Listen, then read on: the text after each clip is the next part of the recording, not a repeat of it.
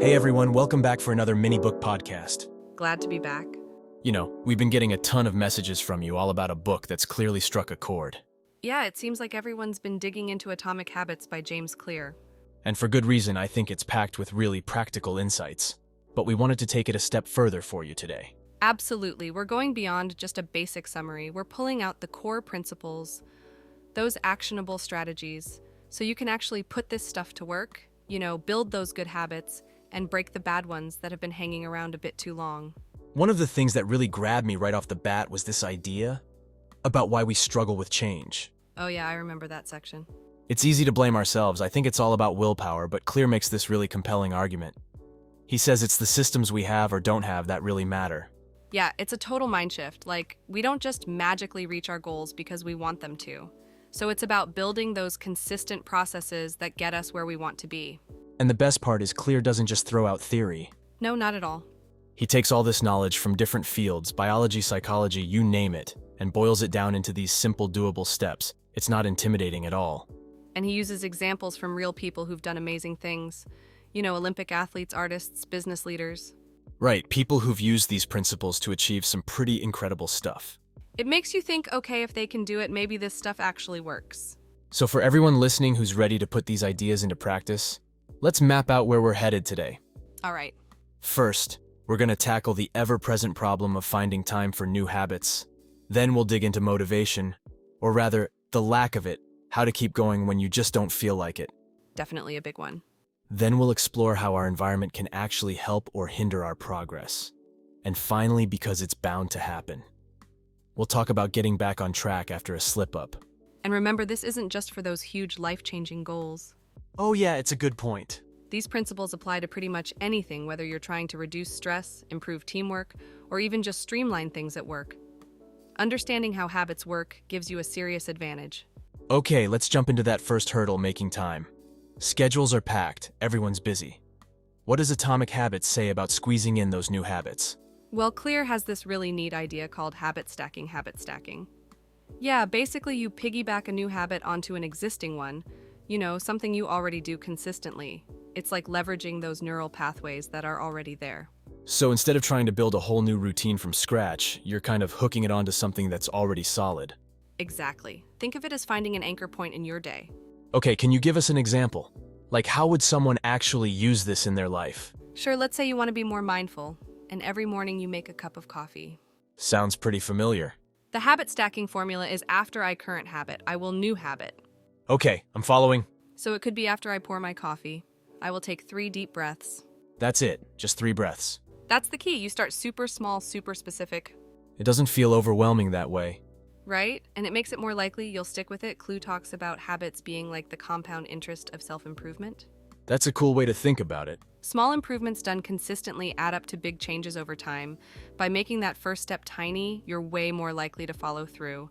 And psychologically, it kind of lowers that initial resistance we feel when facing something new. Makes sense. It's less intimidating. Okay, now let's move on to the motivation monster. We all face it some days, maybe even weeks. Where sticking to those good intentions feels impossible. How does Atomic Habits help us tackle that? Clue says relying solely on motivation is a recipe for disaster. How so?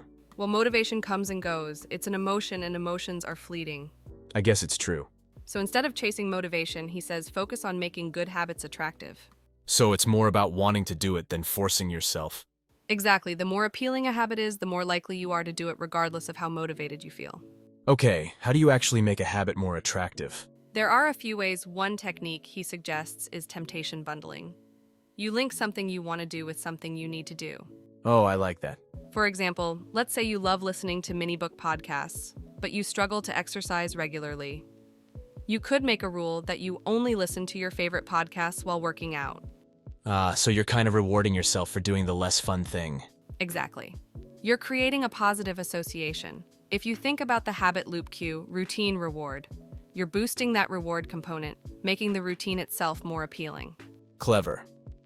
All right, so we're making time with habit stacking, boosting motivation by making things attractive. What's next? The environment Clear talks a lot about how our surroundings shape our behavior. Right? I remember that. We tend to do things that are easy and convenient. Makes sense. So by designing our environment, we can make good habits the default option and bad habits harder to do. Okay, how do we actually do that? What are some concrete examples? It can be really simple things if you want to eat healthier. Get rid of all the junk food in your kitchen and stock up on fruits and vegetables. So you're not even tempted. Right, if you want to read more, put books everywhere, bedside table, coffee table, even the bathroom. That's a good one. And if you're trying to reduce screen time, leave your phone in another room when you need to focus. It's like setting up these little nudges throughout the day. Exactly, by making the cues for good habits obvious and the cues for bad habits less. So you're subtly influencing your behavior without having to constantly rely on a willpower. I like it. It's about setting yourself up for success. Okay, now let's get real. We all slip up sometimes. Yeah, that's part of the process. Nobody's perfect. Yeah. What does Atomic Habits say about getting back on track after a misstep? Clear emphasizes the importance of a quick recovery. He calls it the 2-minute rule. Basically, if you miss a day, make sure you don't miss 2 in a row. So even if you can only do a tiny bit, it's better than nothing. Exactly.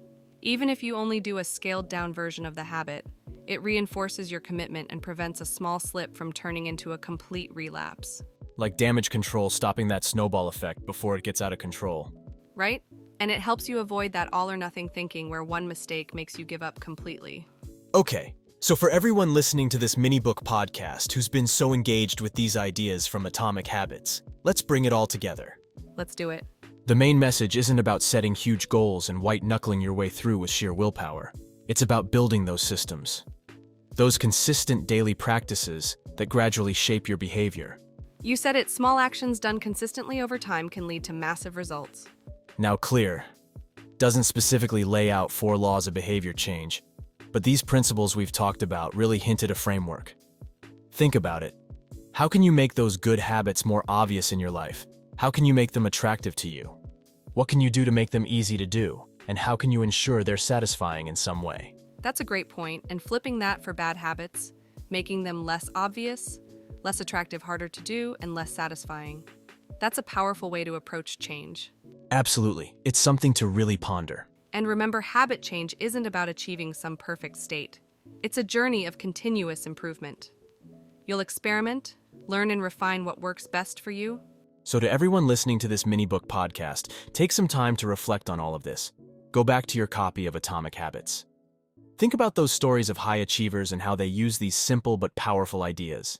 You have the ability to reshape your habits and achieve your goals one small, consistent action at a time. Don't underestimate the power of those atomic habits. Thanks for joining us on this immersion of our mini-book podcast. We'll catch you next time. See you then.